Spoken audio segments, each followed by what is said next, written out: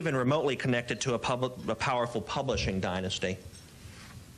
Burning I may have been, but I was sophisticated enough to know I would never be granted any access, obtain any credentials, get that meeting with Vernon Jordan, or work for Newsweek magazine. There wasn't a likelihood for upward mobility in my swing shift position at 7-Eleven. That was my last job in Washington. So, in the famous words of another newsman, Horace Greeley, I, still a young man, went west. Out to Hollywood, and I do mean Hollywood. Not Beverly Hills, not the Palisades, no 90210 for this kid. It was the part of Hollywood they always promise to clean up, and they never do.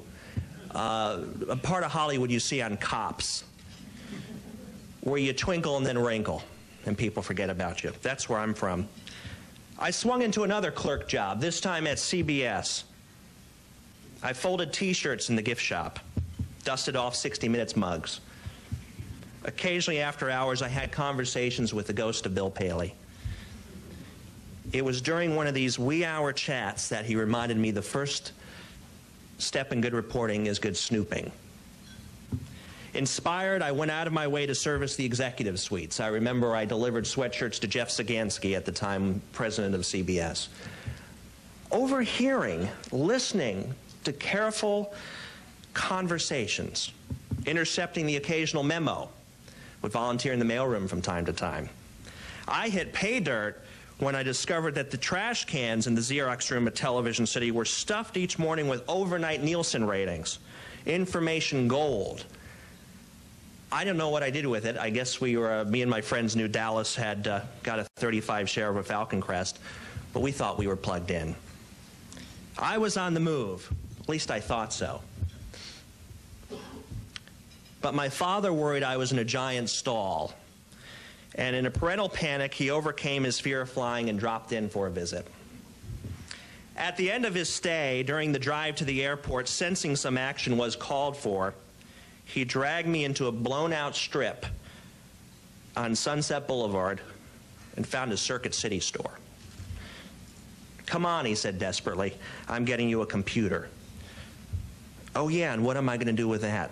I laughed. And as they say at CBS Studios, cut 2 months later, having found a way to post things on the internet was a quick learn. Internet news groups were very good to me early on. I moved on to scoops from the sound stages I had heard, Jerry Seinfeld asking for $1 million an episode, to scoop after scoop of political things I had heard from some friends back here. I collected a few email addresses of interest. People had suggested I start a mailing list. So I collected the emails and set up a list called the Drudge Report. One reader turned into 5, then turned into 100.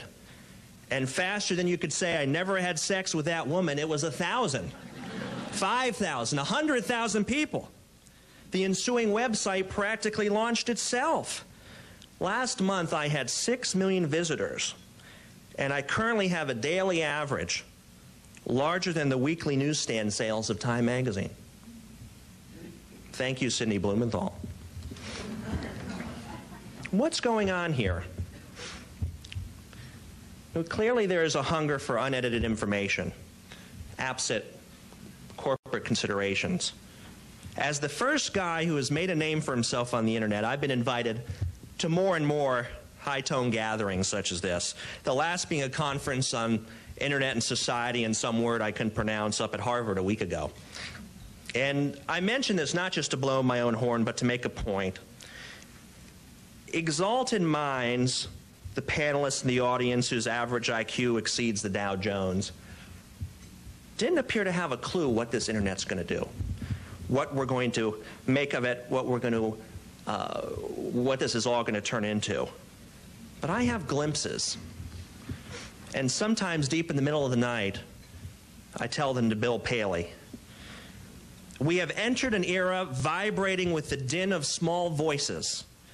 Every citizen can be a reporter, can take on the powers that be. The difference between the internet, television, and radio, magazines, newspapers is the two-way communication. The net gives as much voice to a 13-year-old computer geek like me as to a CEO or Speaker of the House. We all become equal. And you would be amazed what the ordinary guy knows. From a little corner in my Hollywood apartment, in the company of nothing more than my 486 computer and my six-toed cat, I have consistently been able to break big stories, thanks to this network of ordinary guys. The Drudge Report, first to name the presidential nominee on the Republican ticket last election. First to announce to an American audience that Princess Diana had tragically died. First to tell the sad, sad story of Kathleen Willey. First every weekend with box office results that even studio executives, some of them, admit they get from me. A new cable network is forming. I was first to announce the unholy alliance between Microsoft and NBC. I've written thousands of stories, started hundreds of news cycles. My readers can follow earthquakes, weather patterns, read Frank Rich on Saturday, Maureen Dowd on Sunday, from my site linked to Bob Novak on Monday. Dozens of other media spectrum from Molly Ivins. Track the world's news wires minute to minute. And this is something new. This marks the first time that an individual has access to the news wires outside of a newsroom. You get to read all the news from the Associated Press, UPI, Reuters, to the Marocain Agency French Press and the Chinois. I'm a personal fan of the Chinois press. And time was, only newsrooms had access to the full pictures of the day's events. But now any citizen does. We get to see the kinds of cuts that are made for all kinds of reasons. Endless layers of editors with endless agendas changing bits and pieces, so by the time the newspaper hits your welcome mat, it had no meaning.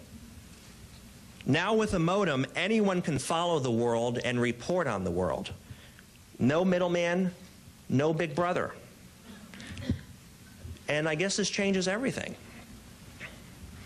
It certainly changed on the night of January 17th, when Newsweek spiked at the 11th hour a well-researched, responsibly documented piece about the President of the United States and an obscure White House intern named Monica Lewinsky. After checking with multiple sources, I ran a story about the killing of the story. According to the Los Angeles Times, people familiar with the matter said Clinton was informed Saturday night or Sunday morning the Drudge Report had posted that Lewinsky was about to erupt. For 4 days, I had the story exclusively. And I took a lot of heat. Everyone was afraid of it until the water broke over at the Washington Post that Wednesday. And then everyone jumped on it. Now they love it too much, and I'm still taking the heat. He's one man out of control, a caller warned on talk radio in Los Angeles.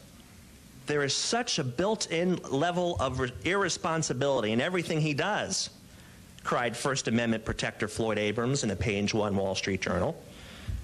The notion of a Matt Drudge cyber gossip sitting next to William Safire on Meet the Press would have been unthinkable, smacked Watergate's Carl Bernstein in an op-ed. I was here last night looking over the press club, and I noticed a room dedicated to one of someone I can relate to, John Peter Zenger.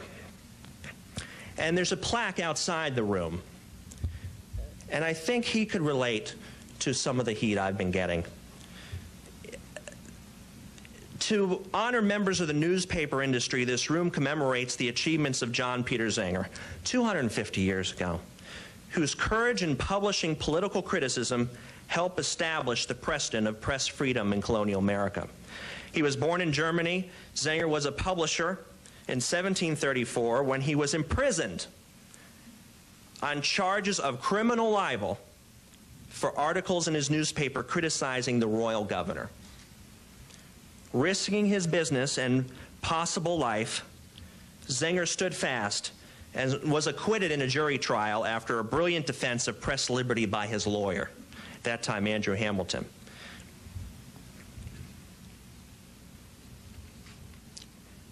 Got me thinking, that really